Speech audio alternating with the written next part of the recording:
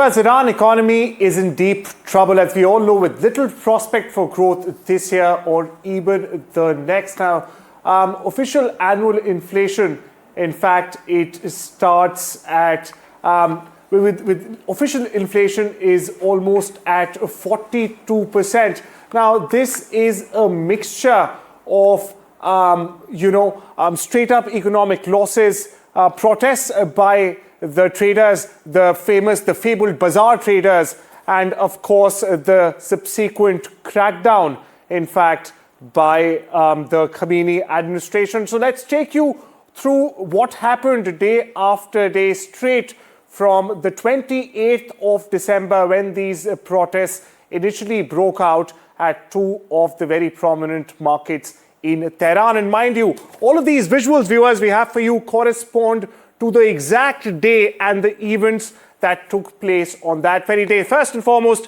rial hit a record low of 1.45 million per one for every $1. What does this mean? This means that the value of $1 was equivalent to 1.45 million rials. Next up, what the effect of this was dire. Merchants at Tehran's fabled Aladdin and Charsu markets they downed their shutters. This is day one. It's the economy that breaks the camel's back when the rial, in fact, collapses 1.4 million to $1 mind you. Tehran shuts down and anger, in fact, spills onto the streets. Then we proceed to the 29th of December, where strikes expand to Tehran's Grand Bazaar. This is the same bazaar mentioned in movies, Tehran's famous Grand Bazaar. What does this do?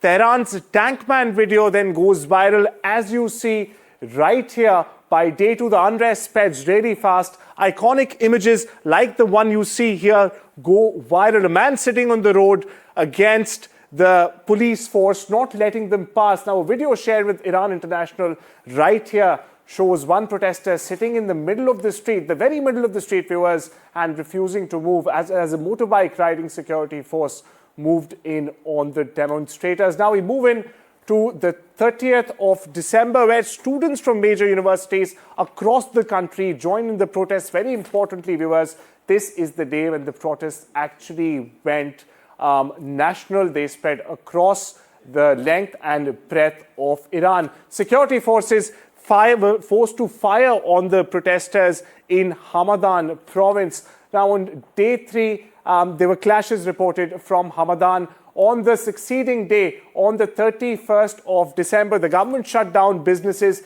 in 21 out of the 30-odd provinces in Iran. Now, the first fatalities were also confirmed in Fasa and Khuddash provinces. The government also closed businesses as the first fatalities were just confirmed. Come New Year, and Tehran's vegetable market workers now joined the strikes that were, in fact, initially limited to the Grand Bazaar and other markets. Not only this, but more fatalities, we are giving to learn, were also recorded on the first. You have it right here. Fatalities were reported in the Lodajan region. They were also reported from the Charmahal and the Bakhtiari provinces in southwestern Iran. Now, on the 3rd of January, viewers, Trump initially warns of US intervention. There's also a 35% drop in internet traffic due to constant power outages. Now, this is day 7. The crisis goes global and Iranians start losing access to the outside world. By the 6th of January, exiled Kurdish political groups start calling for a general strike. This is when the Iranian government actually promises a relief or a handout of $7 a month, which only makes things worse from them.